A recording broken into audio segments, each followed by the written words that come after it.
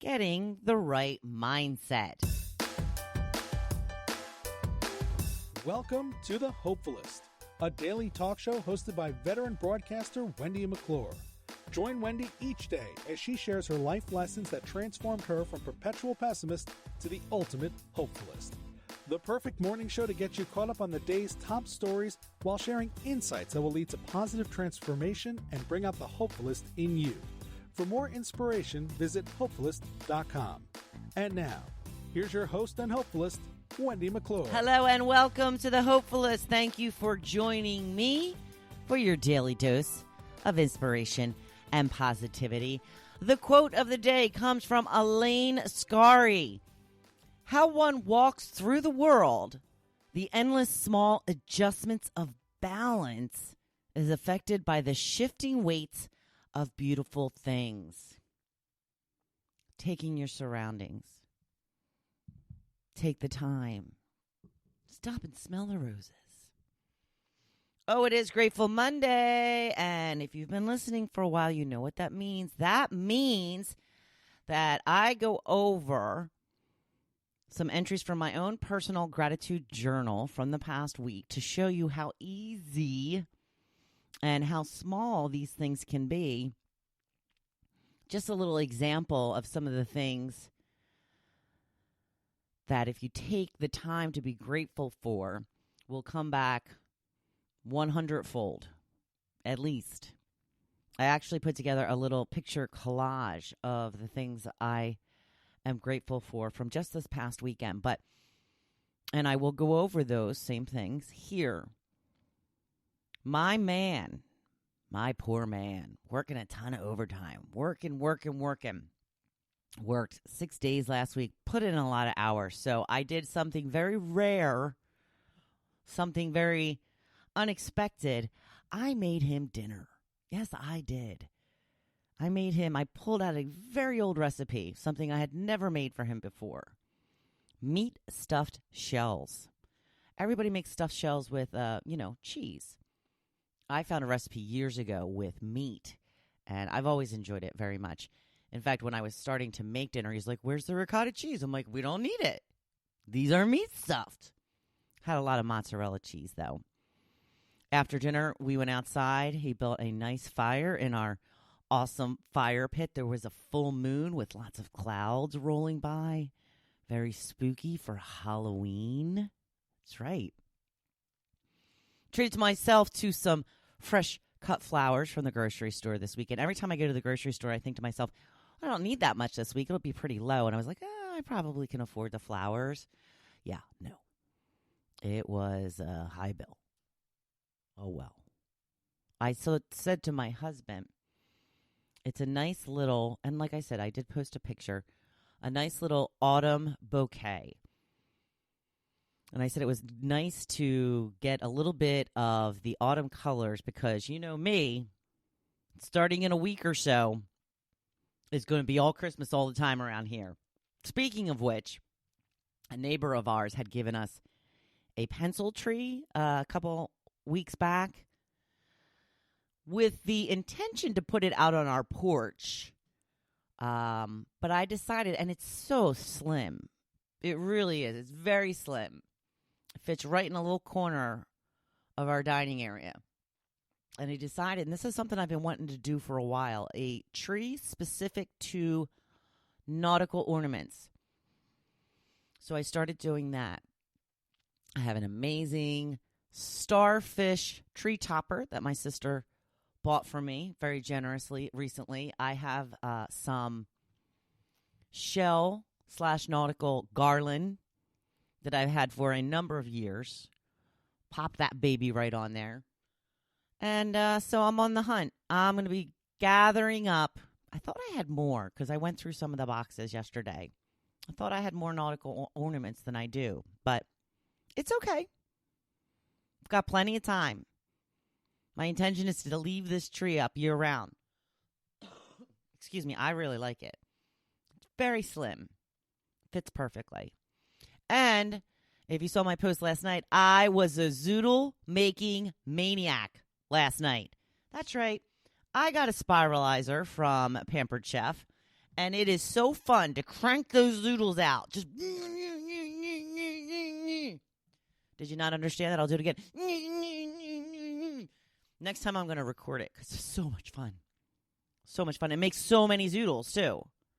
We used butternut squash this time, which we found to be a little more beneficial when it comes to the zoodling. The zucchini was okay, but the butternut squash, perfect for zoodling. That's right. Yesterday, of course, the first day after the end of daylight savings time. It's a tough day. Do you go throughout the whole day going, oh, it's 6 o'clock? Oh, it's really 7 o'clock. Yeah, so in addition to us trying to stay awake throughout the day with the time change, my Eagles, my football team, had to play a night game. Thank you very much. As if it weren't hard enough to stay up to watch a night game. Now let's throw an extra hour into the mix where, I typically would have been going to bed. If I go to bed at 8:30, I would have been going to bed at 7:30. But now I had to stay up till 11:30 to watch the game. And I almost made it. Almost. We were a little worried there. Cowboys were beating us at halftime. And every single analyst predicted that the Eagles would win. And I really hate when they do that. Really hate when they do that because it's like a jinx. But the Eagles pulled it out. It was 15-9 when I gave up and went to sleep. In fact, I even missed the touchdown that they had scored. I assume they went for 2 points because it was 9-7. And then I went to do my nightly skincare routine, Michelle. And by the time I came out of the bathroom, it was 15-9. So I guess they scored a touchdown and went for 2 points and got it. When I woke up this morning, Joe wakes me up right before he leaves. And I was like, did we win? Did we win? And he's like, yeah. Yeah, like, we all knew you were going to win. I'm like, no, you don't understand. We were even losing. It was bad. So I spent the day watching football with Joe yesterday. The Giants play tonight. So neither one of our teams played in the regular football time that we prefer, 1 or 4 o'clock. Preferably 1. I'll take 4. So we watched every game I rooted for yesterday. The team lost, except for the Eagles, thank goodness. And maybe that's because I went to sleep before the end of the game. Maybe that's the trick. Maybe I shouldn't watch. Maybe that's what I should do with the upcoming election is not watch the results. Maybe my candidate will win if I don't watch the results. But anyway, we started the day with Baltimore and who did Baltimore play? Why can't I remember it all of a sudden? Baltimore and Pittsburgh. That's what it was. I was rooting for Baltimore. Not a Pittsburgh Steelers fan myself. Thought Baltimore was going to pull it out. Nope. Lost in the end. Then we watched the Saints and the Bears. The Bears. With Nick Foles as the Bears quarterback. So, of course, I'm rooting for my man Nick. They went into overtime. Lost in overtime. I don't know. It was not a great day. Not a great day for me rooting on teams. But the most important rooting of the team did prevail. The Eagles beat the Cowboys. Yes. And they now stand alone in the NFC East with the best record at I don't even know, 3-4-1. It's horrendous. It's terrible. 3-3-1. I don't know. It's bad. We are the laughing stock of the NFL, but that's okay because we're still in first place. We're going to the Super Bowl. No, we're not going to the Super Bowl. Absolutely not. So, I wanted to let you know this is a very exciting time to be listening to the Hopefulist. Do you want to know why? Well, okay, I will tell you. We are starting fresh. We're starting from the beginning. We are making it all over again on how to change your thinking from negative to positive, how to live your very best life from step number 1. We're going to go through all of the steps, the most important things to change your thinking, the most important things to focus on. And if you know someone who you think will benefit from all of this knowledge and wisdom and the habits that we try to build and the reminders that we give, please tell them about the Hopefulist and let them know this is the very best time to start listening. Because if you've never listened before, this is all new information. If you have been listening all along and you know I love you best, you know I love you most, it's a reminder. And that's what this podcast has always been all about. Your daily dose of inspiration and positivity. We tend to get so set in our ways that we forget some of the basics of what we're supposed to be doing to live that happy, satisfying life. And this is your source of reminder. And we're going to be starting from the beginning, starting today, starting on a Monday at the beginning of the month. Could there be a better time? I think not. So the topic for today, we've been talking about Halloween because, Halloween was on Saturday. I got one knock on my door, and that happened to be my neighbor with their grandkids. And I had even said that I saw them earlier in the day. I was like, we have candy, so, I would come on over if I were you. So we got the grandchildren from our neighbors next door. Little Brielle. Oh, I forget the little boy's name. He is, I don't know, about 1. He's pretty young.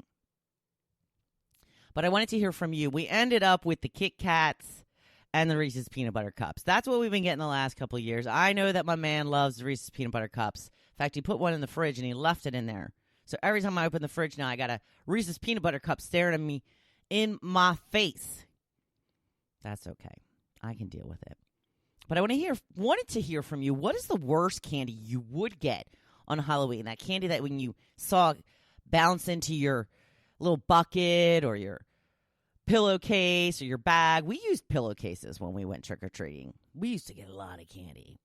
When you saw that little candy flick into the bag where you're like, oh. For me, I said, the raisins and the apples because, it's not candy. I hate when people try to give out healthy stuff for Halloween. It's not about healthy stuff. Come on. Give me candy. Michelle says, I can't remember that far back, but probably Mary Jane's. Yeah, they were a weird kind of thing. They were kind of like a takeoff of bit of honey, a little bit.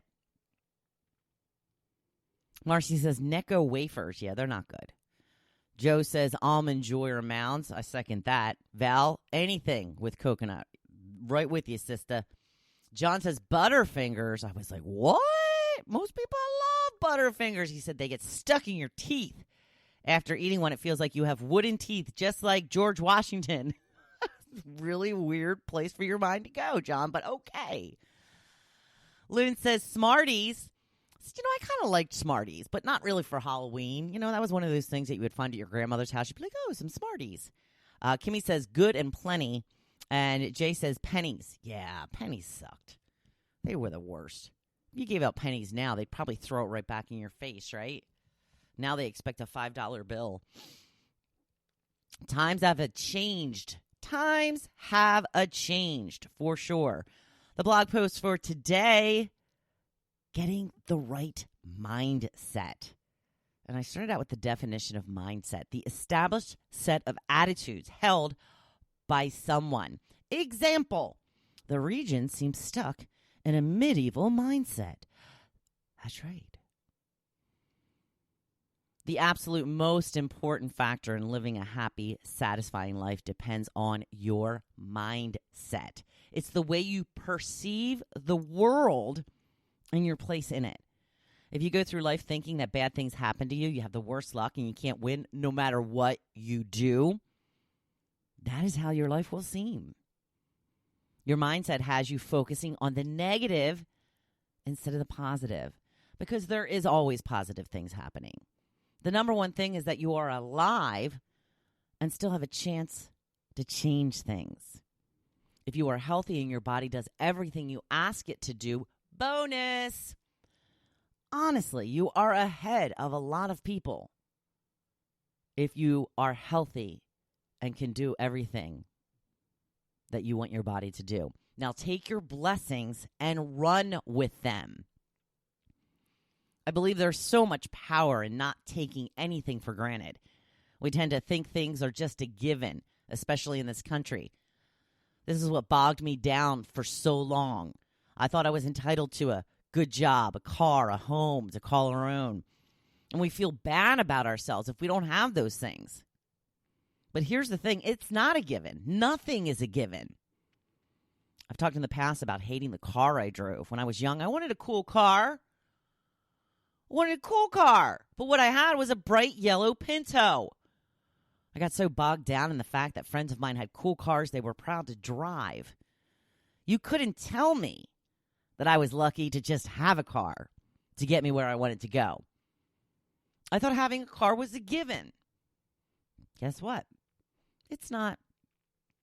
There are plenty of people in this country alone, and let's not even talk about other countries, that don't have the luxury of their own car. This is one of the hazards of having things handed to you. You do not appreciate it. If I would have had to work every weekend for a year through school to save for a car, I'm sure I would have appreciated any car I could afford. But since it was given to me by my parents, I took it for granted. Not only did I take it for granted, but I bashed it. Bashed that poor car. It was kind of cute. Screaming yellow. If we live in this country, then we are already so far ahead of much of the world. We have so much. And the saddest part is we really don't appreciate it. We think of so many things as a given. So take today to look around at your surroundings and appreciate what you already have. Stop thinking your life is so terrible because you hate your job. There are so many people who would do anything for a job that they hate. For just today, stop thinking anything in your life is a given. And just sit back and wonder in all that you have. Your surroundings and your health. The family that loves you. Look at nature with a sense of wonder today and really appreciate all that you see and live amidst every day. Excuse me.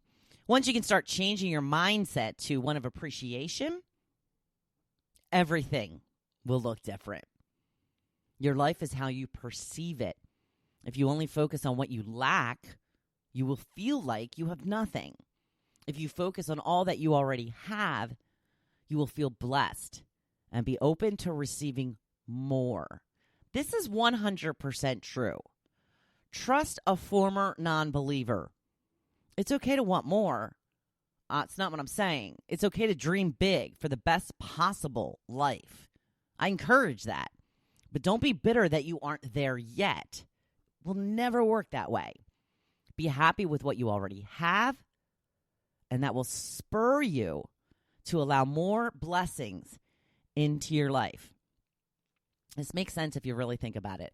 If you are happy and open to more blessings, they will come. If you are bitter and focus on what you lack, that is how your life will seem. The number one way to switch from bitterness to blessings is to be grateful for what you have right now.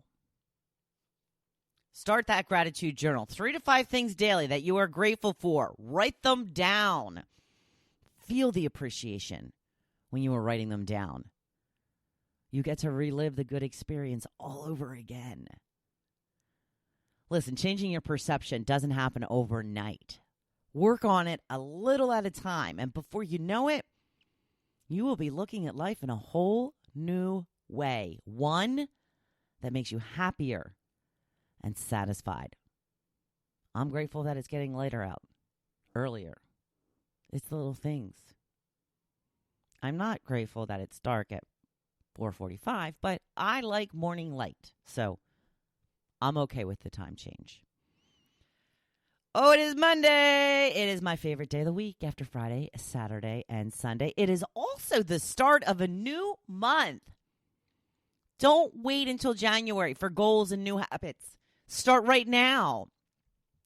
I don't want you to be off the beaten track before you even get started in January. Let's start now. And I know you can do it because you're a badass. And I'm here cheering you on. Thank you for listening to The Hopefulist, hosted by Wendy McClure. For more inspiration, please visit Hopefulist.com. Thanks, and we'll see you tomorrow on The Hopefulist. Broken record here, but it's true. It's all about gratitude.